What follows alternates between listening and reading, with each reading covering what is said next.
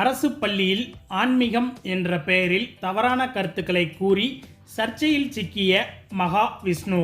சட்டென அதிரடி முடிவெடுத்த தமிழக முதல்வர் ஸ்டாலின். இனியும் தமிழக மக்களை ஏமாற்ற முடியாது என்று ஆஸ்திரேலியாவுக்கு தப்பி ஓடிய மகா விஷ்ணு. பெரும் பரபரப்பு.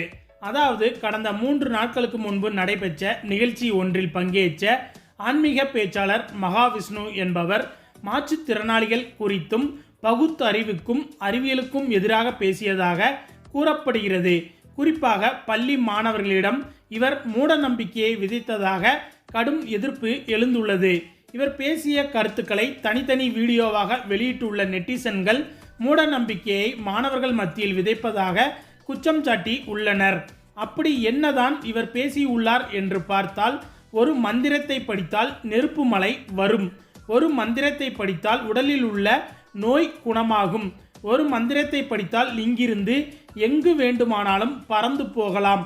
இது மாதிரியான அத்தனை ரகசியங்களையும் நம் முன்னோர்கள் பனை ஓலையில் எழுதி வைத்துவிட்டு சென்றார்கள்.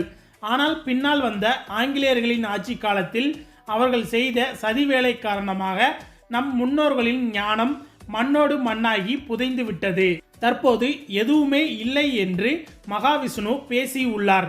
இவரது பேச்சுக்கு எதிர்ப்பு தெரிவித்த அரசு பள்ளி ஆசிரியரையும் இவர் தரைக்குறைவாக பேசியுள்ளார் என்று கூறப்படுகிறது. இவரது இந்த பேச்சுக்கு தமிழகம் முழுவதும் கடும் எதிர்ப்புகளை உண்டாகி இருக்கிறது.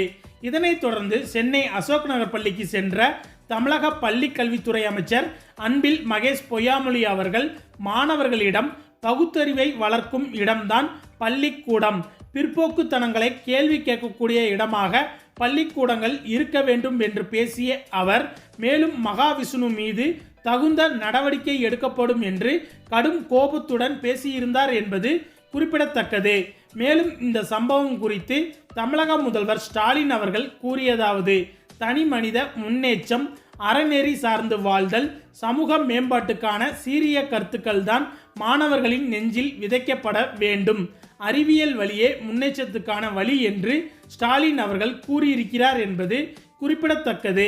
மேலும் இந்த விவகாரத்தில் தமிழ்நாடு அரசு தீவிரமாக களம் இறங்கி இருப்பதாகவும் அரசு பள்ளி ஆசிரியரை மிரட்டியதாக மூடநம்பிக்கை பேச்சாளர் மகாவிஷ்ணு மீது வழக்கு பதிவு செய்து அவரை கைது செய்ய இருப்பதாக தமிழக அரசு தரப்பு வட்டாரங்களில் இருந்து தகவல் வெளிவந்துள்ளது.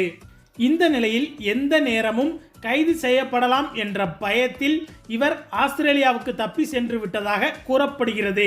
தன்னம்பிக்கை கருத்துக்களை கூறிய இவரே தமிழக அரசுக்கு பயந்து வெளிநாட்டிற்கு தப்பி சென்று விட்டார் என்று நெட்டிசன்கள் கலாய்த்து தள்ளி வருகின்றனர் என்பது குறிப்பிடத்தக்கது.